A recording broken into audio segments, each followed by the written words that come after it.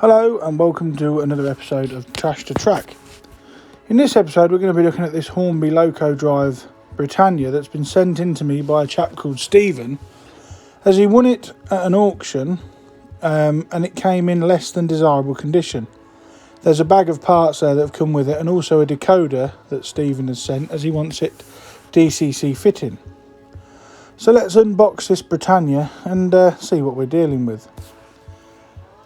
At first glance, it doesn't look too bad at all, but when we take it out of the typical of the period Hornby packaging here, it becomes apparent that there is something rather amiss with the side rods on this Loco. The tender doesn't look in too bad a shape, but as I said, the side rods have got bits dangling from either side. The tender wheels are not original, and they're also not true. They look like they've got a hell of a wobble to them, so we're going to have to address this later. And it isn't very free running at all. The side rods on this Britannia though, as I said, are all bent out of shape and they have come adrift from the top. There's also a lot of hair and fluff all wrapped around the crank pins and the wheels there. I'm not going to do a battery test on this, as it could be futile, as it could bend these side rods even more than they already are. So we'll have to test the motor later on in the rebuild. But this side is also bent up, so I don't know what's happened to this Loco, but something in its past has happened to bend both side rods, and look at the kink in that piston rod on that side. The wheel under the cab is also a replacement flanged version, so this model won't actually go round train set curves of 4th radius with this fitted. To remove the body shell, you just undo the screw in the front there and then the body gently lifts off. Although this took some persuasion as it was in there quite tight. I don't know whether it had been glued in the past. But you can see this model is DCC ready, but we're going to have to strip it down in its entirety to get to the side rods. This rod here is particularly badly bent and it's actually jammed into the cylinders. So I'm going to start by using my hex nut driver to remove the side rods, and then we're going to go from there. But to remove all of the side rods, I'm going to have to disassemble this model almost to its component parts, as the body weight above the cylinder block and the connecting rods there hold some of the connecting rods in place. So we're going to have to strip it right down. These hex nut tools are a godsend, and I get them from Expo Drills and Tools. All the parts I remove are put into the magnetic tray, including that part that's fallen off and should be connected, and I also removed the rods on the other side.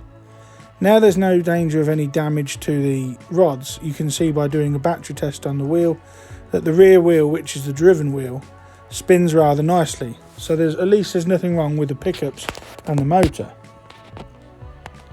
Now let's have a look through this bag of parts that Stephen sent, and he's also, like I said, sent this AE Models decoder, as there's a couple of lubricating parts and mechanical bits that are missing from the side rods. But there's all sorts in this bag. There's coal rails, there's a deflector dish from a 66. Not all the parts in this bag belong to this Britannia. But now I've found all the bits out I need, I think that most of them are here. But anything I do need, I might have to look on eBay or the like to get some spares. As you can see in the back there, and as I mentioned, it took some stripping down. The footage of me stripping it down was unfortunately lost, but here we are with it all in its component parts. And we're going to start by trying to straighten this rod out, as spare parts for this Loco, especially connecting rods, were not readily available. So this footage is now sped up, but working gently with these pliers, I'm going to try and untwist and straighten out this connecting rod so that we can possibly reuse it. If you ever attempt to do this with side rods, go gently, as you don't want to break them, as if they snap they're beyond repair.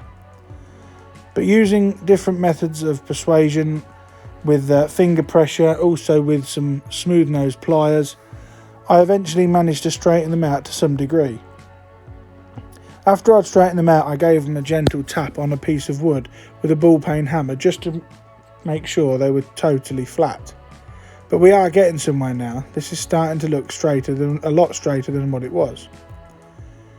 Now we've attempted to straighten that out, I'm going to remove the wheels from this model and give them a good clean, as there's rather a lot of fluff and dirt built up on the wheels. So undoing the screws on the bottom for the chassis keeper plate, the wheels just lift out once the side rods are removed. And it's nice to see that there are proper brass bearings. I'm also going to give the pickups a good clean up, as there's a lot of fluff and black build up on the pickups on this model. And I'm going to clean out all the axle runs just to make sure that it is spotlessly clean when I return it to its owner. Using my usual cotton bud and methylated spirits, I gently clean all the pickups so as not to distort them out of shape. Again, using cotton buds and meths, I also clean all the wheel backs, but I will not do the wheel treads until it is back in the model, so that I can clean them when it's underpowered. Once they've all been cleaned, I reinsert the wheels back into their correct positions, and then apply a small amount of lubrication onto those bearings, as using the cotton bud method I have actually cleaned off any of the old lubrication. So now the chassis keeper plate can go back on, and ensuring that all the pickups are aligned with the wheel backs, and then I replace that with the screws that were removed. Again, and I've said it in many trash to tracks, do not over tighten your screws, as you can end up de-threading or damaging the plastic parts. But now we've got the wheels cleaned, we're going to have a look at, like I said before, cleaning them and reassembling the side rods. Now this shot is a little bit out of sequence here, as you can see that the connecting rods I'm actually putting into their die cast hole and just pushing it down gently with the end of my tweezer nose pliers. And then I'm also going to re-lubricate the worm gear there on the main driving wheel, as I removed all the grease that was on there from the factory. And then I also add a slight bit of oil onto those bearings there, just so that it's properly lubricated. The eagle-eyed here will notice that, as I said, that sequence was out of sequence, as I'm reassembling the model here, but I forgot to put on the connecting rods. But reassembling the model is quite simple. The big chassis weight goes on first, the motor sits in its cradle, and once it's positioned correctly, I then remove the motor to screw this into place. There's a lot of screwing on this model. Most parts are screwed in with a tiny Phillips screwdriver, with a tiny Phillips screw. So I'm not sure why Hornby didn't just cast this as one piece. There's about 7 separate pieces just to make up the chassis. Once the motor plate is in place, the motor is then engaged with the worm gear on the end of the motor onto the drive gear. And then this separate keeper plate is threaded gently through the wires of the DCC interface, and then this is screwed into place, followed by the 8-pin socket, which is screwed onto this piece. Like I said, there's a lot of screws in this chassis just to hold all the little bits in place. So now the wheels have been cleaned and the chassis has been thoroughly serviced, I'm hoping this will last a lot longer in service than it has done previous. Just testing all the wheels there, you can see that all the pickups are working nicely, although the back wheel there was just a little bit stiff, and this was found to be one of the bearings not quite sitting correctly, but a gentle tap from the side got it to fit nicely. I'm then going to reposition this Katazi truck at the back here. This is held in place with just one screw, and that was tightened up. And then I'm going to look at reassembling the cylinder block and the motion that we've managed to straighten out in the most part. So trying to detangle the piston rods here, just making sure that nothing's got bent in the reassembly process. But the problem is there's a magnet in the chassis, and the side rods kept trying to stick to it while I was trying to move them. But once they're all in alignment, I get the cylinder block, which again is held in place with one screw, and put the piston rods and all the connecting rods into their relevant slots gently, repeated the process on the other side, and then screwed this into position. Don't worry about the floating rods you can see there, as they're lubrication arms that actually fit to the body shell. The connecting rods themselves were slightly loose, so using a pair of flat pliers, I just squeezed the rivet there gently, just to tighten up that rivet so it's not so loose. And then I lay the model on its side and reposition the connecting rod over the crank pins. There's a tiny representation of an oil pot on the connecting rods, and this faces towards the front of the Loco on this model. Once they're in place, the tiny hex nuts are put back in and then tightened up with the hex screwdriver. Now this part here, the connecting rod, this was connected to the centre drive wheel as it was before, ensuring that it lines up correctly with the cutout on the crank pin, and then it actually should fit onto that piece there that sits under the chassis.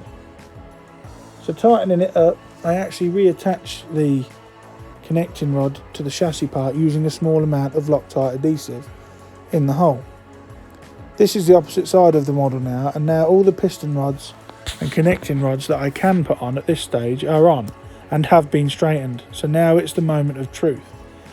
Using a battery test and holding my breath, I put the battery on the wheels, and initially I thought it wasn't going to work, but there we go. Running like a Swiss watch and as smooth as a sewing machine. I'm really pleased that we've managed to straighten all these side rods out on this Britannia, as it really was looking like a mess. So I do this for a couple of minutes just to make sure everything beds in correctly and to spread the lubrication through the drivetrain.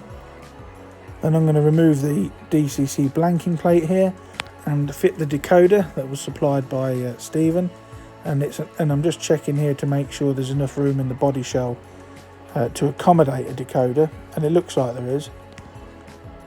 There we go, the AE Models decoder there sits nicely on top of the blanking plug with the wire trailing behind it over the motor. So now that's all in place, I'm going to reattach the body shell by first engaging the clips in the back under the cab and then pushing the chassis in for a nice firm fit. Then I'm going to reattach the connecting screw there at the front and just tighten that up so that the body shell and the chassis are now connected. Part of this Britannia design that Hornby did say that the mechanical lubricators are actually connected to the body shell, whereas the rest of the connecting rods are connected to the chassis. It is quite a complicated loco to take apart, and it isn't for the faint-hearted. Now these mechanical lubricators I found in the bag of parts.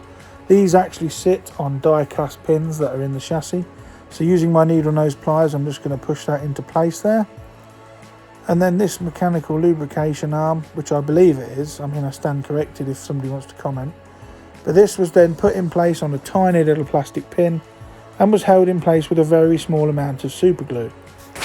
These again were bent when I got the model, and I straightened these lubrication arms out with gentle finger pressure and using my needle nose pliers. You can see on the other side there's a gap in the body shell for these lubrication arms. I'm just going to straighten that up there gently. The metal for these is quite thin, so you don't want to overdo this. So here I am looking through the bag of bits again, as I'm missing one mechanical lubricator, and I thought I was going to have to resort to scratch building one, but eventually after sifting through all the parts I found it. And again, this was put in place with a small amount of super glue, and then the connecting mechanical rods were also fitted onto a plastic pin that protrudes out of the moulding. These needle nose pliers really are a godsend. They get in most places, and as you can see here, are handy in fitting this mechanical lubricator back onto its correct position. I'm just going to adjust it there slightly just to make sure that everything is correctly aligned. And then using a small amount of Loctite adhesive on a cocktail stick, I'm just going to put a tiny amount on the pin there, and then again using the pliers, putting that connecting rod, lubrication rod onto the metal pin, and then job's a good one. So now we've rebuilt the chassis. So let's give it another test to make sure I've not trapped any wires, and it seems to be running really nicely. So now I've appended it in my loco cradle. I'm going to reattach the front pony truck here, and as I said, the footage of me disassembling this model, unfortunately I lost it for some reason, but the front pony truck is held in place with 2 screws which have now been reapplied. Right, now that's all in place, I'm going to now clean the wheel treads, and while using the battery power I'm going to polish up the wheel treads with a fiberglass pencil, and then once I've cleaned all the wheels with a fiberglass pencil, I'm going to use my normal method of methylated spirits and a cotton bud just to polish up the wheel treads and also the wheel backs, just to remove any build-up of grime that's occurred. One final thing, I'm just going to put a very tiny amount of lubrication on all the crank pins and all the tiny rivets on the connecting rods just to make sure that they've got some longevity to them, and when they're running, they run nice and smoothly and there's no danger of them bending again. Now that's done, I'm going to turn my attention to this tender and these horrible wheels that have been replaced. I don't know why they've replaced the wheels in this tender and removed the original Hornby ones, as these wheels are 00 gauge. It's not like it's been converted to EM or P4. But the problem is the wheels aren't true on their axles and they wobble around, and they are providing a lot of resistance. So I've removed all the tender underframe and also the tender body, and these wheels are not very good at all. They are loose on their axles and none of them are true. As you can see there, they spin on their axles quite easily, and I do end up stripping them all off, and the tyres aren't even pressed onto the wheel centres correctly. So I do initially attempt to straighten everything out and push everything where it should be. I even cleaned all the wheels and tried to reassemble the tender, but the wobble and the resistance was all still there. Here I am cleaning the wheel backs of all the tender wheels, as there are tender pickups on this Loco as well. But this all proved to be futile, as upon reassembly, and I'm just showing you there that it's all nice and clean.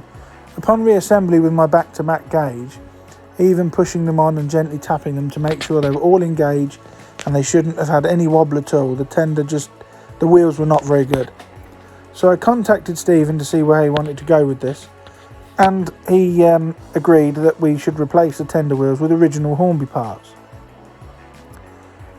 So what I did was, after like I said, faffing around getting these wheels back in place with the pickups all bracing on the back there, I actually went online and bought some replacement wheels for the tender, correct Britannia pattern ones from a guy on eBay. I'm not sure what these wheels are. They're almost like a white metal from a kit, and it's the same with the wheel that was underneath the cab. They're not very good quality at all. So all this footage was filmed before obviously I bought the new wheels, but I kept it in as this is exactly the same process of reconstruction as I did when I bought the new wheels.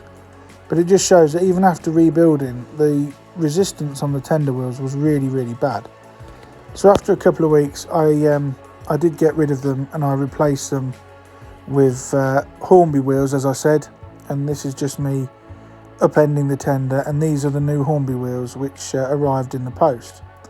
These are much, much better. They are a lot better quality, and they're all true. The tender doesn't have any wobble, and you will see shortly that when I reassemble the tender, having lubricated and that in just exactly as the footage you've just seen, the rolling resistance on the tender is almost gone.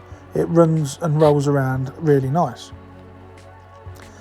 So this is the centre wheel that came with the model. What I did was I've actually ground the flange off this, so it's a flangeless wheel now, as supplied by Hornby when the model was new, so that it will allow the Britannia Loco to run around train set curves. A flanged wheel here won't even allow a model of this scale to run around fourth radius curves. But as it's only a flangeless non-powered wheel, I left it in. And now I also bought some replacement nameplates online of Firth of Tay, and I'm just going to stick these on the side, this time using a double-sided tape method that I sometimes use.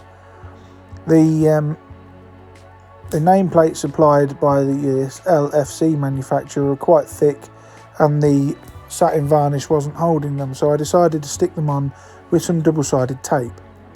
They were laid on and I trimmed around them with a scalpel and reapplied them on both of the smoke deflectors. One final job to do then, as the rebuild of the Britannia is coming to a conclusion, is I'm just going to test all the wheel pickups there, and you can see that all the wheels on the Loco are picking up as they should. I'm going to attach the tender using this horrendous little tiny electrical connector. I don't like these are easily broken, especially on models that are frequently taken apart, separated from their tenders. But it plugs into a little socket on the tender there. And once I make sure that none of the wires are broke and that the plug is in the correct way around, I'm going to test all the tender pickups just to make sure that this Loco is picking up from every wheel that it should do. And then applying the battery there to each of the tender wheels, you can see the drive wheels are turning nicely.